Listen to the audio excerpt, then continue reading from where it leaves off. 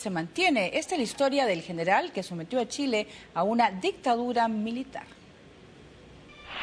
Los archivos del golpe de Estado en 1973 en Chile recuerdan esta frase en la que Salvador Allende dijo: "Llamen a Augusto, que es uno de los nuestros", convencido de la lealtad del flamante jefe del ejército, Augusto Pinochet.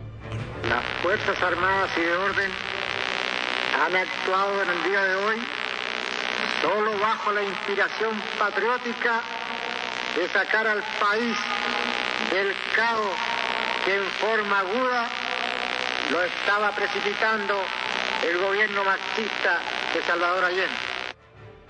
Pinochet Ugarte nació en Valparaíso el 25 de noviembre de 1915. Dicen sus biógrafos que fue un alumno mediocre, al que le costaba el doble del esfuerzo de sus compañeros para obtener calificaciones regulares. Él mismo explicaba que era alguien que tenía dificultad para el estudio. Fue 2 veces rechazado en la escuela militar y sufría de jaquecas severas cuando estudiaba en exceso. El dictador chileno que se hizo con el poder tras derrocar al presidente electo Salvador Allende, reprimiendo duramente a la oposición política y pese a la violación reiterada de los derechos humanos que tuvo lugar bajo su mandato, conservó parte de su poder y privilegios hasta 1988. Se sabe que demostró el mismo día del golpe la crueldad que sería el sello de su dictadura, que cobró la vida de 3.200 personas y 38.000 torturadas y desaparecidas. Durante 4 oportunidades se le pidió que se rindiera garantizándole la vida y enseguida que se le llevaría al país donde él quisiera con su familia. Junto a un grupo de discípulos, Pinochet impuso un modelo al extremo liberal que logró el despegue de la economía tras la privatización de empresas y servicios del Estado. En 1990 entregó el poder. Tras dejar el ejército, el dictador ejerció el cargo de senador vitalicio.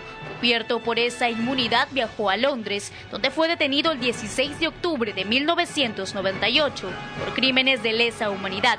Permaneció bajo arresto domiciliario por 503 días hasta ser liberado por razones de salud. A su regreso a Chile, Pinochet perdió influencia y los tribunales comenzaron a acercarlo. Murió el 10 de diciembre del 2006 de un infarto, sin alcanzar a ser condenado por los crímenes que nunca reconoció. Muy bien, y a diferencia de Rafael Videla en Argentina, que sí fue sentenciado, pues Augusto Pinochet murió antes de que se le pueda dar alguna sanción por todos los crímenes que se cometieron durante los 16 años que estuvo en el poder. Pero a diferencia de Videla, Pinochet no reconoció lo que hizo. Videla lo reivindicó, ¿no? O sea, reivindicó sus crímenes, por lo menos no los rehuyó. Pinochet, cuando estaba en el gobierno, se le dice en algún momento que se habían encontrado fosas en donde había enterradas las personas de a 2, no una fosa por persona, y en casos como ese bromeaba diciendo, pero qué economía tan grande, ¿no? O sea, se gasta menos haciendo fosas para 2 que fosas para 1. O sea, él en ese momento no tenía ningún problema con reivindicar lo que se hacía bajo su gobierno, y él decía, en este país no se mueve una hoja sin que yo me entere. Cuando, sin embargo, luego es enjuiciado, de repente se le borró la memoria, ya no recordaba nada. Claro, cierto que Chile estaba en una situación de polarización política que no es cierto que eso estuviera a punto de conducir a una guerra civil, pero sí es cierto que la economía estaba en una situación caótica, en parte por los errores del gobierno de Allende, en parte por el sabotaje. De hecho había voladuras de gasoductos, por ejemplo. El tema es que la economía estaba muy mal, la sociedad estaba muy polarizada, y en lugar de salvar el régimen democrático tratando, por ejemplo, de buscar una alianza con la democracia cristiana, que lo había ayudado en el Congreso para ser elegido presidente, porque él no tuvo los votos suficientes para ser elegido directamente, decide radicalizar el proceso y el resultado fue el que conocemos. ¿Cómo era la cúpula de poder con Augusto Pinochet? ¿Era él solo con su esposa? Dicen, por ejemplo, que tenía mucha influencia en él, incluso las cuentas bancarias que se le encontraron estaban relacionadas a su familia. ¿Había alguien más que lo rodeaba, que era su hombre u hombres de confianza? Bueno, el almirante Merino fue el único que lo acompañó durante todo el gobierno, ¿no? Él era el representante de la Marina chilena en la Junta de Gobierno y lo fue hasta el último día, ¿no? A diferencia del representante de la Fuerza Aérea, que cambió regularmente, el primero fue el general Lee, el que ordena el bombardeo de La Moneda, y es luego reemplazado por el padre de Matei. El representante de la Marina siempre fue el mismo, y muchos creen que el almirante Merino fue fundamental para que Pinochet reconociera su derrota en el plebiscito, porque cuando ya se tenía conteo a boca de urna que revelaba que había sido derrotado por un margen relativamente amplio, no se daban resultados oficiales. Pero Merino, cuando va a visitar a Pinochet después de que se conocían no solo la boca de urna, sino también el conteo preliminar, dice: esto se acabó, hemos perdido. Y ese fue el momento en que muchos dijeron no van a cometer un fraude. Claro, fue una exitosa y muy bien hecha campaña publicitaria la que logró que él no gane, pero creo que en un momento Pinochet pensó que podía Chile darle su negativa, ¿no? Él pensaba que iba a ganar, ¿no? Ya había ganado un referendo antes, aunque en ese caso, digamos, el conteo fue muy cuestionado. Y las encuestas revelaban que podía ganar, sobre todo porque tenía una oposición dividida. Curiosamente, lo que va a ser luego la coalición de gobierno en Chile durante 20 años se forma en la coyuntura previa al plebiscito en el que derrota a Pinochet. Esa coalición se mantiene, candidatea y logra gobernar casi 20 años continuos Chile. Pero esa unidad de la oposición no había existido antes. Muy bien, nosotros vamos a seguir con el tema, ya que poco se conoce cómo la música también le sirvió a la dictadura de Pinochet para torturar a los detenidos. Por el contrario, hasta ahora solo se sabía de las canciones de protesta que surgieron en Chile contra el régimen militar. 6 de los nuestros se perdieron en el espacio de las estrellas. Un muerto, un golpeado como jamás creí se podría golpear a un ser humano. Los otros 4 quisieron quitarse todos los temores, uno saltando al vacío, otro golpeándose la cabeza contra el muro, pero todos con la mirada fija en la muerte. Qué espanto. El cantautor Víctor Jara compuso este poema, Somos 5000, durante su encierro antes de morir, testimonio de la terrible situación que vivían cerca de 5000 presos políticos en el Estadio Nacional de Chile, lugar donde fue llevado tras su detención y donde fue torturado cruelmente y acribillado el 16 de septiembre de 1973. Tras el golpe de Estado del 11 de septiembre, el gobierno militar de Augusto Pinochet estableció a lo largo de Chile cientos de campos de prisioneros. Miles de personas pasaron por ellos. Muchas murieron. Casi todas sufrieron torturas, como sucedió con Víctor Jara. En medio del drama que vivían, la música cumplía un papel fundamental para olvidar, denunciar y expresar sus sentimientos.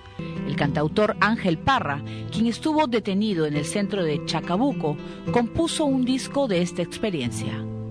Yo tuve una patria, también tuve un cielo, tuve lluvia y cobre, trabajo y desierto. Yo tuve una patria.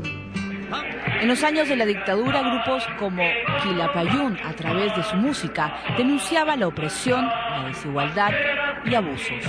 Ellos son los autores de la canción El pueblo unido jamás será vencido.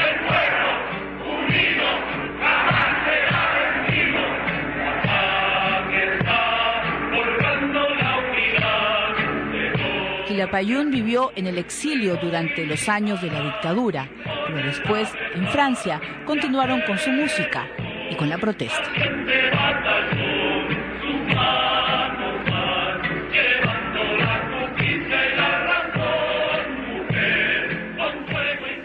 Muy bien, estábamos comentando de estos centros de tortura, donde además utilizaban la música. Yo estaba leyendo hoy, por ejemplo, que decían que les ponían temas de Julio Iglesias, la banda sonora de La Naranja Mecánica y música de George Harrison a todo volumen, y la repetían para que los presos pues prácticamente se volviesen locos. Bueno, así me pone Julio Iglesias y Arjona probablemente hubiera logrado el mismo efecto. En el caso de la Naranja Mecánica es deliberado, porque el personaje, hay escenas de violencia ejercida por el personaje, pero cuando el personaje quiere ser rehabilitado contra su voluntad, de modo impositivo, hay escenas donde él es más bien torturado y hay música de fondo. Entonces, claro, es música para torturadores, presumo. En Guantánamo, por ejemplo, les ponen, creo que es música infantil también, y heavy metal a los presos, porque escuchar tanto una melodía pues te puede volver loco. Pero en el caso de la música de esos cantautores, de Víctor Jara, de Ángel Parra, que estuvieron detenidos, la prisión les sirvió también como tema de inspiración para poder contarle al resto del mundo lo que está sucediendo en ese centro, porque el Estadio Nacional de Chile dice que donde aproximadamente 7.000 personas pasaron por ahí. Sí, sin embargo también la experiencia de las dictaduras del Cono Sur hace que la izquierda, digamos, de esa región, y ahí estaban los intelectuales, los intérpretes, los artistas, o muchos artistas, muchos intelectuales, reconsideren su posición y se moderan dramáticamente en relación a lo que fue. Digamos, el gobierno del Partido Socialista bajo Bachelet no tiene similitudes mayores con el gobierno del Partido Socialista bajo Allende. Fue una experiencia leccionadora. Muy bien, nosotros dejamos ya el tema de Chile y vamos a hacer una primera pausa en el programa y vamos a recordar los 12 años del ataque a las Torres Gemelas de Nueva York. Y también nos vamos con Siria. El informe de la ONU dice que tanto fuerzas del gobierno como los rebeldes han cometido crímenes de guerra. Volvemos.